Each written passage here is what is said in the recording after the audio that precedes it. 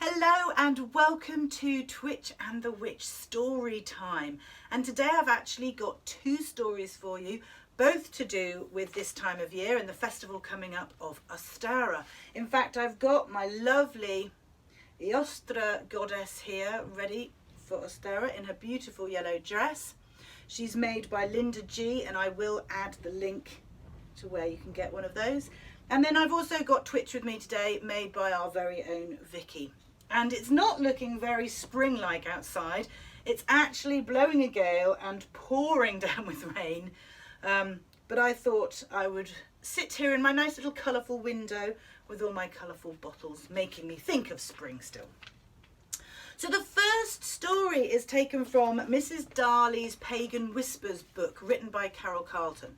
Now, if you haven't come across these books and you haven't read them, I highly recommend them. There's a few in the series and they are all fantastic. I love them.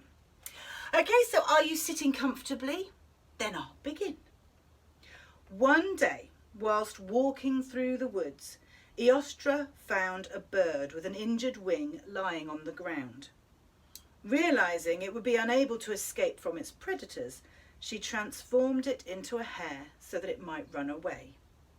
The transformation, however, was incomplete, and although the bird looked like a hare, it still retained the ability to lay eggs.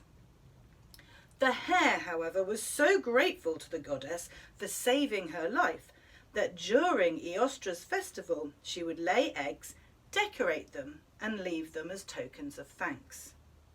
Over time, so the story goes, Eostre's hare became the cute Easter bunny and the decorated eggs became chocolate variety we know and love. That was so sweet, wasn't it? Now that's probably the most commonly known story about the hare at this time of year. But I came across another lovely story by the Goddess and Green Man, and they say it's actually a story from the West Country. So here we go. Once upon a time, the animal kingdom gathered together for a meeting in a flurry of great excitement. There was to be a very special party, and a very special guest was coming to visit them.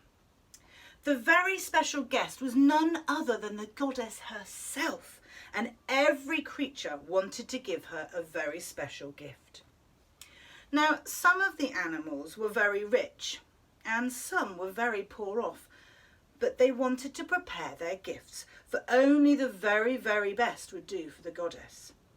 Hare was very, very excited. He dearly loved the goddess, and although he was very poor, he had a big, generous heart. He was going to give her the very finest gift he could find.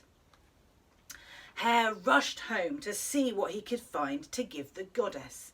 He looked everywhere, in the cupboards and under the bed, but there was nothing. Even the larder looked empty. He had absolutely nothing to give her, except for one thing. On the shelf, at the back of the shelf in the larder, was a single egg. And that was it. It was the only thing he had left. Hare gently took the egg out of the larder and lovingly decorated it and took it to the party. Hare was very worried. All the other animals gave their gifts of gold and silver and precious jewels, and all Hare had was the egg. Eventually all the gifts had been given, and Hare was the very, very last. Hare shyly presented the goddess with the egg. She took it and looked at him and saw the true spirit of Hare. And there and then the goddess appointed Hare as her very special animal, because Hare had given away everything he had.